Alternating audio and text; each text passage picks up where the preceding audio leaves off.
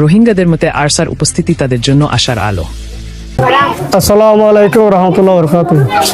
আরসায় আর খামা হাজবুরে দিয়ান আর বেশি বেহতর বুঝির আরসা জরিয়া আর বর্মা যায় কিন্তু আর খান যায় কিন্তু ইয়ান আর বেশি আশা করি তো আর বেশি শুকরিয়া 8 তারিখে জিবে করে জং গজে এবং বাদে যে দুন রোহিঙ্গা কল আছে ইনি বেশি খুশি হইয়া তারালা বেশি দোয়া হার গজে তো ইনশাআল্লাহ তারা ইতারা যে দূর খাস করে এদুর ইয়ানো জরিয়া আর বেশি ফায়দা হয় মুজি ইয়া কি করে সামতে আর করিব আর কি জুম দোয়া হার গজুম ইনশাআল্লাহ বেগুনে তারা যে দূর সহজ করে আর এই দূর সহজ করি তাহলে আসসালামু আলাইকুম ওয়া রাহমাতুল্লাহ।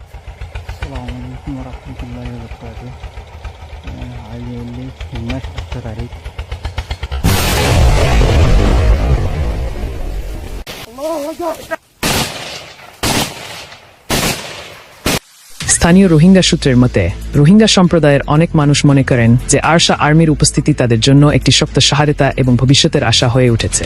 তাদের মতে আরসার কার্যক্রম রোহিঙ্গা জাতির প্রতিরক্ষা এবং অধিকার রক্ষার গুরুত্বপূর্ণ ভূমিকা পালন করছে।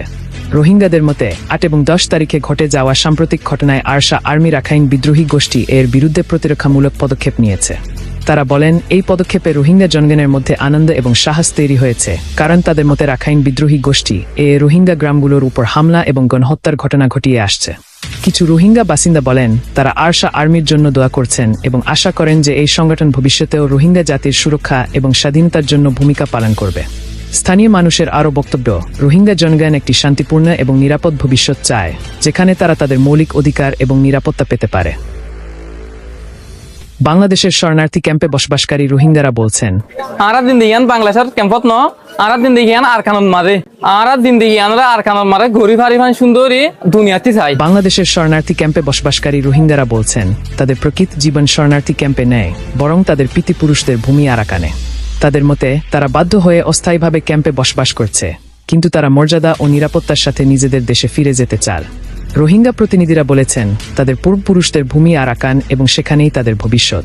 তারা আন্তর্জাতিক সম্প্রদায়ের কাছে, বিশেষ করে জাতিসংঘের কাছে ন্যায় বিচারের দাবি জানিয়েছেন এবং এমন পরিবেশ তৈরির আহ্বান জানিয়েছেন যাতে রোহিঙ্গারা নিরাপদভাবে নিজেদের বাড়িতে ফিরে যেতে পারে।